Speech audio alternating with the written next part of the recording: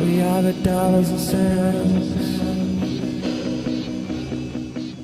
Welcome back to the channel, guys. Well, today we're going to do another unboxing, first impressions, and update video. This time it comes from the house of Guerlain. It is Habit Rouge, Rouge Privé. This is the second fragrance that I got from the limited edition releases that just came out. I picked up a couple of partial bottles. If you guys remember, I did Ideal,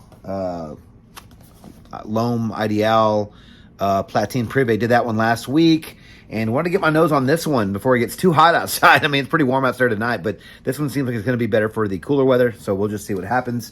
But yeah, I haven't heard too much about this fragrance, but you know, hey, I really wanted to see what the new Habit Rouge smells like, because honestly, there was a couple. I remember trying the original Habit Rouge, and that one came out years ago, and I liked it because it was different compared to some other stuff that I tried at the time. It's a very, very old video, the one that I did when I first tried that one. But then I think the best one that I ever tried was like Dress Code, and it was like this very thick and sweet, and like kind of, I think it had like some praline and some stuff in it. But yeah, so don't know what this one's going to bring to the table when it comes to smelling like the original versus smelling like some other flankers that came over the line or over the years in the line. But yeah, I want to show you guys a little bit of this presentation real quick. Beautiful, bright red box. I do love red boxes and fragrances. And I did get a sneak peek online of the bottle, so I believe the bottle's going to be red. I'll be surprised if it's not, and maybe I saw the wrong one. But let's take a look at it. And yes, here is the bottle. Look at this bottle here, bright, dark red. I guess not bright so much, but it's a very deep dark red. Almost looks like blood or something. Not to be too weird or anything, but it really does kind of resemble like it's full of blood or something. But yeah, this does resemble the bottle from the L'Homme Ideal. Same bottle basically, just has a dark red color. But this is a really pretty bottle. This would really garner any attention in any collection. So really, really cool that they made it this shade of red. So Habit Rouge Privé from the House of Guerlain is a limited edition men's leather citrus fragrance released in 2023. The nose behind this fragrance is the same nose who did the L'Homme Ideal. It is Delphine Gelk, and this is an eau de parfum concentration. The notes for this fragrance: leather, bergamot, patchouli, and vanilla. Now, I want to say that for Granic, I had a couple of extra notes, but last time I did that, it didn't work out for me so well, so I'm just going to go with Parfumo.net this time. And I want to say it matched up the press release, so if that says anything. But yeah, not sure what to expect with this fragrance. I'm wondering if it's going to resemble any of the ones from the past. I will link any of my Habit Rouge videos down in the description below. They're going to be pretty freaking old. So sorry, guys. I mean, I'm probably going to look like a deer in headlights in those videos. But yeah, so let's go ahead and give this fragrance a first impression, because I really want to get my nose on this one. So clean hand here. Let's check this one out. A couple sprays. Good sprayer, as usual. Wow. Just got a blast of it in the air. Okay, this definitely resembles the original Habit Rouge. I'm getting a lot of the citrus notes. This has like an old school citrus note in it, like a Acqua di Parma or any of those like 80s types of citrusy powerhouses, you know.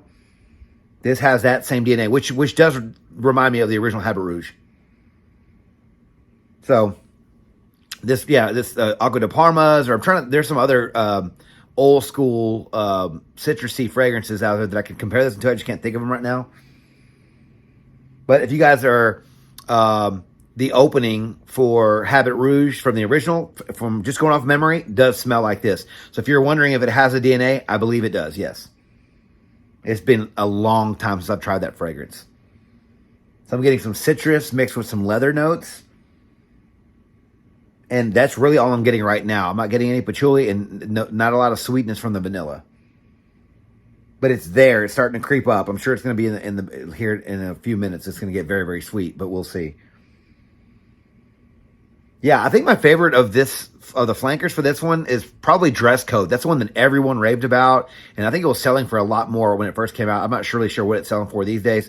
That one was super sweet, heavy and thick, and it had like some praline or something in it, but it really went away. I had a little bit of the DNA, but it really went away from what I was expecting, that old school sort of feel. This one keeps a lot of that old school feel that the original brought. to the table. Very dated smelling, very old school, gentlemanly citrus notes in this. The leather in this is very nice. Not going to say it reminds me of a Neroli Portofino, but over the years I've learned that leather, when added to a citrus fragrance, actually helps with the performance. So, and it really helps, makes the citrus fragrance last a lot longer, because as some of us know that the citrus fragrances don't last very long. So I guess adding leather to it kind of gives it a bit of body, which is what I think they did with Neroli Portofino Forte. And I want to say there was a fragrance that was from Memo Paris, and they made a citrus fragrance. I think it's called something Eau de Memo or something like that, but that one had some leather in it as well, if I'm recalling correctly. So this one, yeah, this smells nice, but I will say this is not groundbreaking. This does have a lot of the original DNA in it. I'm not getting my socks blown off by this. I'm just getting the original DNA. I'm getting a nice leather note, and it's getting a little bit earthier and a little more masculine. Not that it was feminine by any means, but it's getting a little bit earthier and spicier and darker with the patchouli finally coming into play. But it's not super like hippie patchouli. It's just it's earthy and a little dirty, but not over the top. Yeah, if the vanilla does, when the vanilla does finally show up, if this isn't just it right here, I'm hoping it's going to be a lot sweeter and turn it into something very sweet. But if not, it's probably just going to be a very light player. Because if it stays like this, it's not really super sweet, but it's there. It's almost like a powdered sugar, if you guys know what I'm saying. It's like it's there, but it's not overly sweet, but it's just there to get a little bit of sweetness. But that could all change in the update. But right now, I'm not mad at this one. I'm going to go over this in the update, but I will say probably right now, it's probably safe to say that this one's going to be fans of the Habit Rouge line. Like, I get it. Like, I get that's sort of obvious, but like, you know, with the Habit Rouge dress code, you got a bit of a different composition there, and it sort of went in a different direction, maybe even like a modern version of it. While this is still a classic smelling fragrance here. So this will be for fans of Habit Rouge. If you're wanting it to go back to its roots, this might be it. But we'll see if it changes any. But right now, I'm getting a lot of the same experience I got from Habit Rouge and maybe some of its earlier flankers. So guys, more fragrance tonight. Over the next couple of days, give you guys an update shortly. Talk to you then. All right, guys, I'm back with the update for Habit Rouge Privé from the house of Guerlain. And what can I say about this fragrance, guys? Not to repeat myself too much from the first half of the video, but if you like Habit Rouge, the original from way back in the day, you're going to like this one. It smells pretty similar. It is a stronger version of the original to my nose. Now, I didn't try them side by side, going completely off of memory, but I did get the same experience, only this one was just stronger. It's funny, like I even think in my old video, whenever I first did a review on Habit Rouge, I remember liking it because it was different.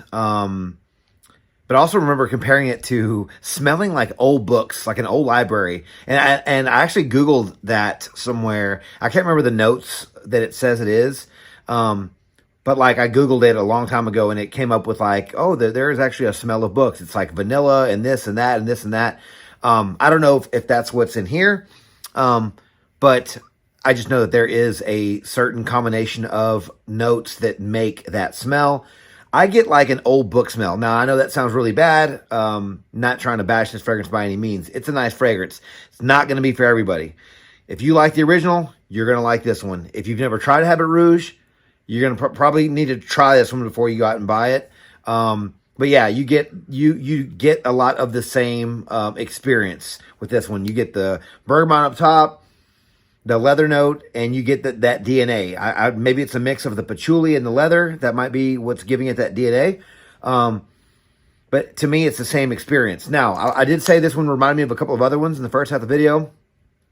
After the initial blast, and you probably wait maybe 45 minutes, this one does remind me of Eau de Memo from Memo Paris. And not saying it has all the same notes going on, but I do get a citrus and a leather, like strong citrus leather combination. That's actually really nice. And it did remind me a lot of that one. And I did like that fragrance. I want to say that one just started off sort of, it was very linear. This one starts off with the Habit Rouge DNA, with the patchouli, bergamot leather, and then it sort of turns into just more leather and with citrus sort of mingling in the background. The patchouli in this is there. It's not super over the top. I did get a earthy patchouli, not super hippie, not super in your face earthy patchouli, but it was there. A lot stronger than the vanilla. The vanilla, to my nose, is there. It's slightly sweet, but honestly, it's in the dry down. It's more of like a very light, dusty sweetness at the very end of this fragrance. Going into the performance of this fragrance, I did get 6 to 8 hours with this fragrance every time I wore it. It got really, it's really how you guys, perceive it and how your skin reacts with this one.